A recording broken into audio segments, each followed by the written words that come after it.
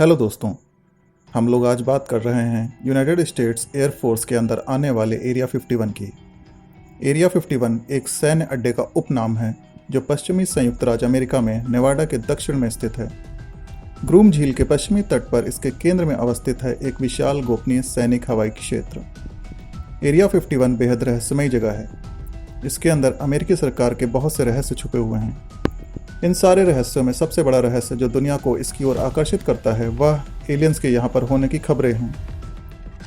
अगर इस रहस्य की गहराई में जाएं तो एरिया 51 खबरों में तब आया जब 1947 में यह खबर उड़ी कि न्यू मैक्सिको के रॉसवेल में एक यूएफओ यानी कि अंतरिक्ष यान क्रैश हुआ है। इसके बाद यूएस एयरफोर्स ने प्रोजेक्ट ब्लू बुक चलाया जिसमें कहीं भी यूएफओ दिखने वाली खबरों की जांच यूएसए एयरफोर्स करता था। 1969 में अमेरिकी एयरफोर्स ने प्रोजेक्ट ब्लू बुक तो ख़त्म कर दिया और इस समय तक यूएफओ देखे जाने के 11,000 से ज़्यादा दावों की जांच भी कर चुका था। प्रोजेक्ट ब्लू बुक तो ख़त्म हुआ मगर दक्षिणी नेवाडा में एरिया 51 के आसपास यूएफओ देखे जाने के दावे आते रहे। एरिया 51 के सुर्खियों में बने रहने का मुख्य कारण इस पूरे इलाके की अत्यधिक कड़ी सुरक्षा होना है। यहाँ हर जगह सीसीटीवी कैमरों का लगा होना, कई जगहों पर चेतावनी भरे बोर्ड लगे होना और अनेकों हथियारबंद सैनिकों का दिन रात पहरा देना है। इसके लिए यूएस की सरकार का कहना है कि एरिया 51 उनका स्पेशल टेस्टिंग एरिया है और यह यूएस एयरफोर्स के लिए एक ओपन टेस्टिंग रेंज है। इसका प्रयोग अत्याधुनिक विमानों को विकसित करने के लिए भी किया जाता है। इस वजह से यहाँ पर सुरक्षा रखी गई है। यहाँ पर अंदर क्या होता है यह पूरी तरह से गुप्त रखा गया है।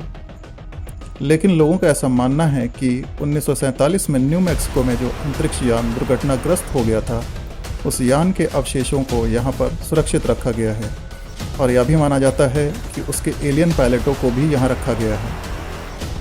कुछ लोग मानते हैं कि जो पायलट मर चुके थे उनके शवों को यहाँ परीक्षण के लिए रखा गया है। काफ़ी पहले एलियंस की डेड बॉडीज़ की फ़ोटो भी यहाँ से आ चुकी हैं जो कि इस एरिया 51 को रहस्यमयी बनाने के लिए काफ़ी था। अमेरिका के सीनियर साइंटिस्ट बॉयड बुशमैन जो कि एरिया 51 के अंदर जा चुके हैं ने 2014 में अपनी मृत्यु से कुछ समय पहले यह बात बताई थी कि अंदर उन्होंने एलियंस को देखा है और उन्होंने एलियन से बात भी की है। इस बात से पूरी दुनिया में तहलका मच गया था। उन्होंने वह टेक्निक भी बताई जिसके द्वारा एलियंस 1 घंटे में अपने ग्रह से पृथ्वी की दूरी तय कर लेते हैं। यही नहीं, कुछ लोगों का यह भी मानना है कि नील आर्मस्ट्रॉन्ग के चांद पर जाने वाला पूरा किस्सा ही झूठा है। वह कभी चांद पर गए ही नहीं, बल्कि एरिया 51 पर यूएस की सरकार ने नकली सेट लगाकर नील आर्मस्ट्रॉन्ग से एक्टिंग करवाई थी। इस बात की सच्चाई का लेकिन कोई पक्का सबूत नहीं है।